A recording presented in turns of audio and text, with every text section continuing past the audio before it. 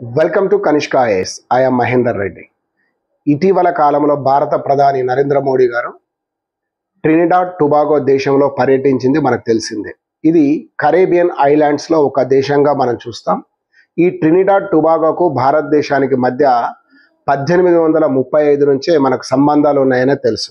ముఖ్యంగా English east India company తర్వాత కాలంలో బ్రిటిష్ ఇండియా వాళ్ళు మనని పరిపాలిస్తున్న టైంలో ఈ యొక్క బీహార్ ప్రాంతానికి చెందిన అనేక మందిని గిర్మిత్ అనే పద్ధతిలో బానిసలుగా అక్కడికి తీసుకెళ్ళి చెరుకు తోటల్లో అదేవిధంగా అరటి తోటల్లో పని చేయడానికి ఉండేవారు.